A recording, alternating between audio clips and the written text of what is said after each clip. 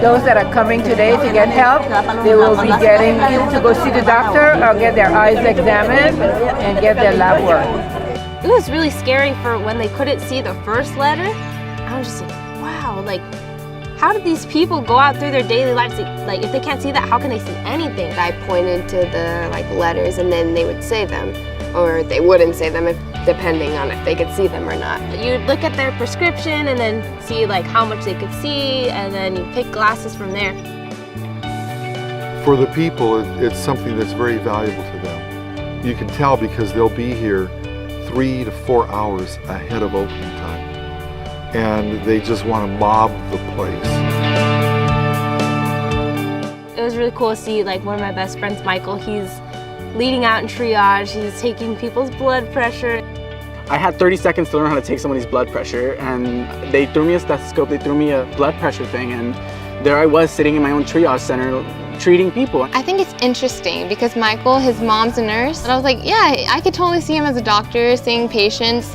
Having someone's life in your hands, because even though my Spanish isn't as excelled, I could still speak to these people, and so that was exciting to see that I can actually tell them, okay, let's do this, let's try this, this, and that, and then once you see the doctor, let's do ABC. It's really cool to see him step up like that. My friend Bailey, she's in the pharmacy and she's filling out all the medications, doesn't speak any Spanish, but she's filling them out in Spanish and learning a lot, and it's just cool to see them step up like that.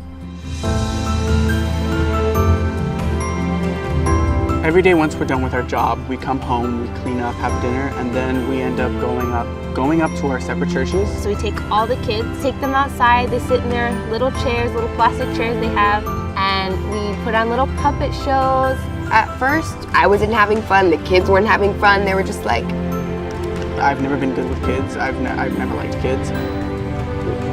And to put me in charge of a whole group of kids, I don't know who did that, but luckily I had my teammates, Holly and Jonathan and Sophia Del Tour, to help me. They don't even care that the songs that we're singing are in English, or that my Spanish is really bad. They won't even make fun of me. They'll just love on you, and it's something that you get from that, just love. Love is just, God is love, and you get a really big picture of what God is, and it just makes you feel really good inside because you're doing God's work. At the end of the day, we leave them with some toys. I left some girls yesterday with little Minnie Mouse dolls. They're so happy. If you bring a friend tomorrow, you and your friend get more toys. So that really helps them all come back.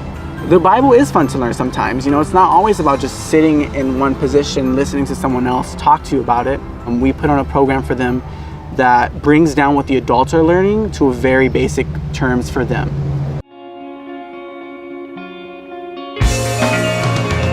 This was something I've never seen before. You're up in the mountains, you're, hiking up, you're literally above the tree line. I was super scared at first. I thought I was gonna die. So here at Boquete Tree Trek, there's many things like bridges and zip lining, like that guy. I trusted the line. I saw how many people went and they were safe. I've been on a zip line before, but I've never been on one that you just keep going.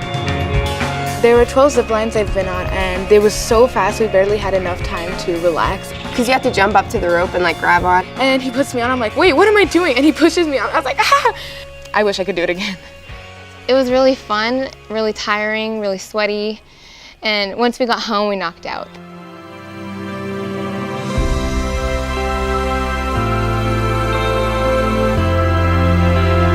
I'm gonna take home this experience, this teaching other people about God in a different country. That's a new step for me. I've never done that before. Doing something so out of their comfort zone, it changes them.